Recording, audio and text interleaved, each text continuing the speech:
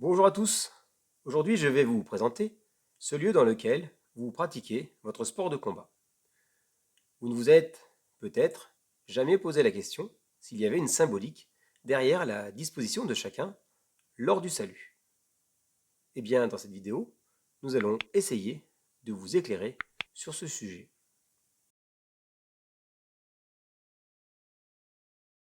Littéralement en japonais, do signifie la voie. Le dojo est donc le lieu où on cherche la voie, où l'on se forme. Historiquement, le dojo était la salle du temple religieux. Ces grandes salles ont aussi été, par la suite, utilisées pour l'enseignement des arts martiaux. Traditionnellement, le dojo obéit à des règles concernant sa disposition. Il est orienté selon les points cardinaux.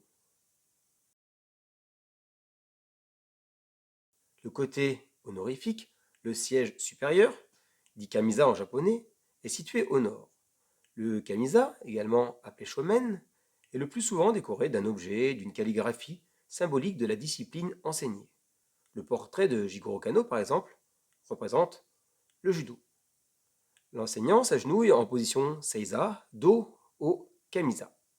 S'il y a plusieurs professeurs au salut, les plus gradés sont à l'est, à droite des élèves, et les moins gradés à l'ouest, à gauche des élèves.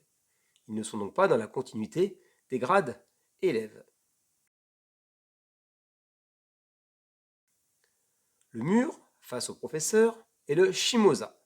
C'est le siège du bas. Il est au sud et est réservé aux élèves qui sont rangés par grade, de la plus petite ceinture à la plus grande. Les jeunes élèves, les kohai, sont à gauche de cette ligne et les plus anciens, les senpai, sont à droite. Le joseki, le mur à droite quand on fait face au kamisa, est le côté supérieur. Il est à l'est de la salle.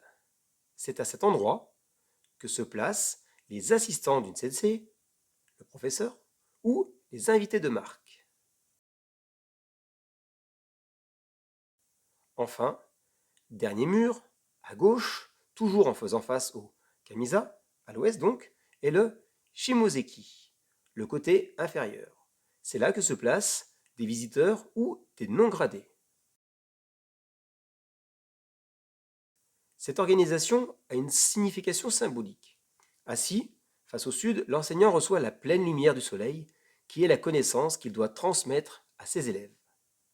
Les élèves, eux, ne peuvent voir cette lumière qu'à travers la réflexion qu'en offre l'enseignant, qui se doit donc d'être le miroir le plus fidèle possible. Les pratiquants, anciens, sont du côté du soleil levant.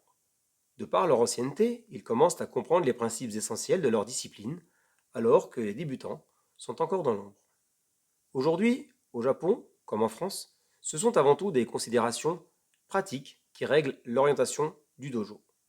Par exemple, dans notre club, toutes les ceintures noires sont du côté joseki. Vous vous rappelez? Le mur destiné aux assistants du professeur?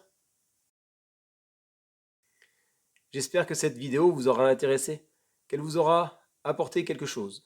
Je vous souhaite de bons entraînements. À bientôt. Portez-vous bien.